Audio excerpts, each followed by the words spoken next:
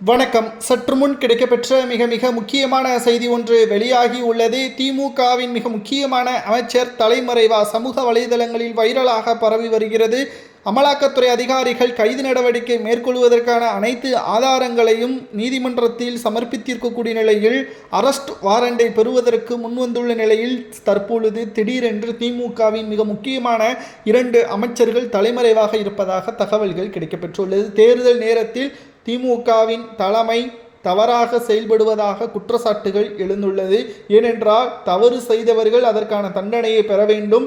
கிட்டத்தட்ட 3 மிக முக்கியமான அமைச்சர்களை கவனித்து வந்த அமலாக்கத்துறை அதிகாரிகள் 2 அமைச்சர்களை தட்டி தூக்குவதற்கான ஏற்பாடுகளையும் நீதிமன்றத்தின் மூலமாக செய்துள்ளனர். KN நேரு, பொன்முடி, செந்தில் பாலாஜி இவர்கள் 3 நபர்களையும் குறிவைத்த அமலாக்கத்துறை அதிகாரிகள் தற்பொழுது பொன்முடி, KN நேரு இவர்களை தற்பொழுது தேடி வருவதாகவும், காரணம் 40 லட்சம் தான் தேர்தல் ஆணையம் தேர்தலுக்காக செலவு செய்ய வேண்டும் என்று கூறியிருந்தது.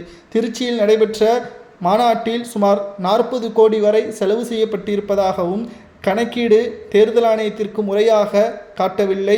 இவர்களது வங்கி கணக்கை தேர்தல் ஆணையம் கண்காணித்த பொழுது பல கோடிகள் பரிமாற்றம் செய்யப்பட்டுள்ளது.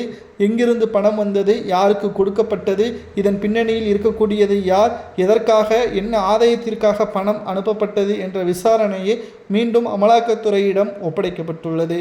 கிட்டத்தட்ட 2 முறை சம்மன் அனுப்பப்பட்ட நிலையில் அவர்களிடமிருந்து எந்த ஒரு ரெஸ்பான்ஸும் வரவில்லாத காரணத்தினால் தற்பொழுது தேடப்படக்கூடிய நபராக கருத்தில் கொண்டு விசாரணையை தொடங்கியுள்ளது. பிடிவாரன் மூலமாக டெல்லிக்கு அழைத்து சென்று விசாரணையை நடத்தலாம் என்ற தகவலும் கிடைக்கப்பெற்றுள்ளது.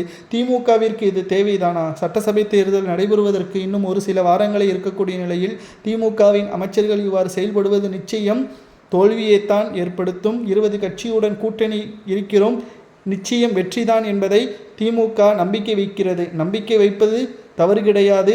ஆனால் மக்களுக்கு நன்மை செய்துவிட்டு நம்பிக்கை வைக்க வேண்டும். சும்மா மக்களுக்கு 1000 2000 கொடுத்து விலைக்கு வாங்குவது போல நினைத்து கொண்டிருந்தால் நிச்சயம் அதற்கான தண்டனையை திமுக அனுபவிக்கும் என்பதற்கேற்ப சமூக வலைதளங்களில் பதிவுகளையும் நம்மால் பார்க்க முடிகிறது. 2026 சட்டசபை தேர்தல் அரசியல் களத்தில் ஒரு திருப்புமுனையாக மாறப்போகிறது. இந்த தேர்தலில் நிச்சயம் திமுக தோல்வியை தழுவும் என்று அரசியல் வட்டாரங்களில் கூறப்படுகிறது. தேடப்படக்கூடிய நபராக இருக்கக்கூடிய மிக முக்கியமான திமுகவை சார்ந்த 2 அமைச்சர்கள் கைது நடவடிக்கை மேற்கொண்டால் என்ன தண்டனை கொடுக்கலாம், பிடிவாரன் மூலமாக இவர்களை அமலாக்கத்துறை அதிகாரிகள் டெல்லிக்கு அழைத்து சென்றால் என்ன தண்டனை கொடுக்கலாம் என்பதை மட்டும் மறக்காமல் கமெண்ட் வாயிலாக கூறுங்கள். இதுபோன்ற அரசியல் செய்திகளை தெரிந்து கொள்ள நமது சேனலுக்கு சப்ஸ்கிரைப் பண்ணிருங்க.